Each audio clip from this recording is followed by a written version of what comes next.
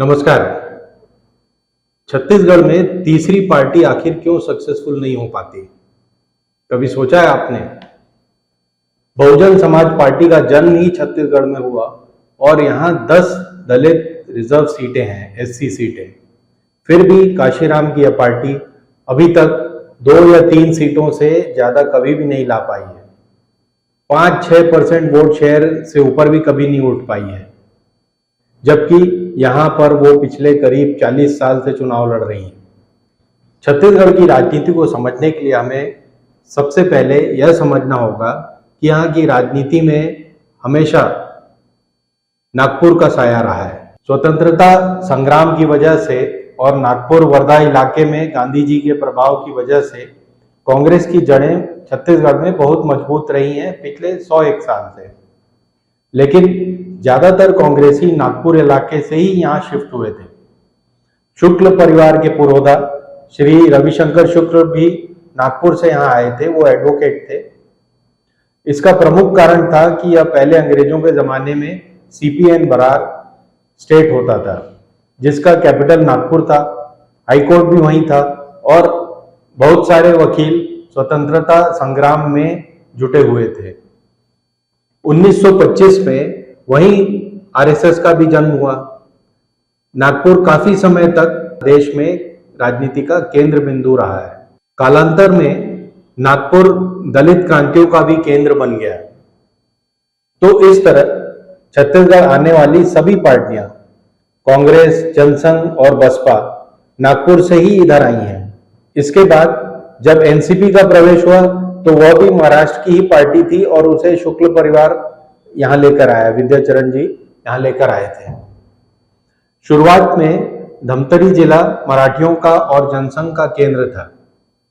इसके बाद बिलासपुर और कवर्धा होते हुए जशपुर में हिंदूवादी पार्टियों ने अपनी जड़ें मजबूत की। 1951 में जनसंघ बनी और 1962 आते आते वह पूरे मध्य प्रदेश की सबसे बड़ी ऑपोजिशन पार्टी बन गई। जहां ट्राइबल इलाकों में, छत्तीसगढ़ के ट्राइबल इलाकों में कांग्रेस की जड़ें मजबूत हैं और मैदानी क्षेत्र में उसका एक छत्र राज्य था, वहां शहरीकरण के साथ साथ जनसंघ के नए रूप भाजपा ने अपना प्रभाव जमाना शुरू कर दिया। तो 2 चीजें ध्यान में रखने के काबिल है यहाँ पे। स्वतंत्रता सेनानियों की वजह से कांग्रेस मजबूत हुई और नागपुर की वजह से सभी पार्टियां यहाँ पर फली फूली। सभी पार्टियां सिवाय बसपा के। नक्सल प्रभावित होने के बावजूद यहाँ सीपीआई और सीपीएम, जो कि आजादी के बाद यहाँ पर उनकी जड़ें थी, लेकिन 80 के दशक के बाद से वो करीब करीब गायब ही हो गए।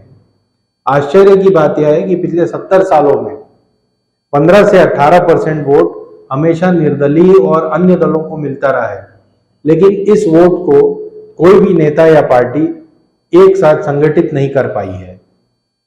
विद्याचरण ने एनसीपी के माध्यम से करीब 8% वोट बटोरे थे और अजीत जोगी ने जोगी कांग्रेस बनाकर 7% वोट बटोरा।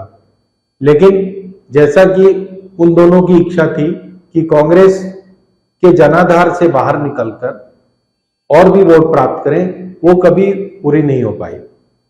जोगी जी ने बसपा के साथ गठबंधन किया पिछले चुनाव में, लेकिन बसपा को 5% वोट भी पूरा नहीं मिल पाया, क्योंकि उन्होंने जो 10 सीटें बसपा के लिए छोड़ी थी उसमें से सिर्फ 2 सीट वो जीत पाई और उसके अपने वोट जोगी कांग्रेस को ट्रांसफर हुए ऐसा नहीं लगता। अगर जोगी जी बिना गठबंधन के चुनाव लड़ते तो शायद परिणाम कुछ और बेहतर होते उनके पक्ष में। फिलहाल 4 पार्टियां 2023 का चुनाव लड़ेंगी।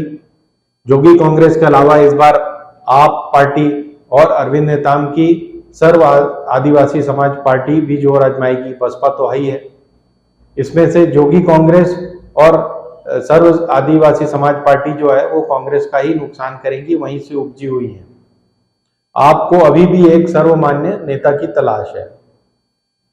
पिछले चुनाव में 2018 में शेष पार्टियों ने करीब 13% वोट सकेला था, लेकिन इस बार वो आंकड़ा पार होगा ऐसा नहीं लगता।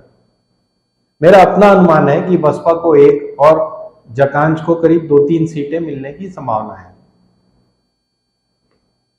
लेकिन आश्चर्य की बात यह है कि 25 बरस होने के बाद भी प्रदेश में कोई एक ऐसा जननायक पैदा नहीं हुआ है जो कि एक तीसरी शक्ति को सकेल सके, बना सके, या कोई पार्टी यहाँ लाकर उसका यहाँ वजूद स्थापित कर सके। आखिर 18-20% वोट कम नहीं होता। अगर आपको 10-12% वोट मिलता है तो वहां से पार्टी ग्रो कर सकती है। अब आप पार्टी को उनको उम्मीद है कि छत्तीसगढ़ में वो धीरे धीरे अपनी जड़ी जमा पाएंगे। पिछले 2013 के चुनाव में तो उनका कंट्रीब्यूशन नगण्य था, 1% भी वोट नहीं आए थे। लेकिन तीसरी शक्ति की संभावना छत्तीसगढ़ में हमेशा बनी रहेगी। सिर्फ एक बड़े जननायक की जरूरत है, या तो वो कांग्रेस और भाजपा दोनों में से निकल कर आए, या फिर कोई नया आदमी नई सोच लेकर आगे बढ़े। नए प्रदेश में जहां 25 साल होने आ रहे हैं, उस जगह ऐसी तीसरी शक्ति की आवश्यकता जरूर है। आप भी विचार करें। धन्यवाद। हिंदुस्तान जिंदाबाद।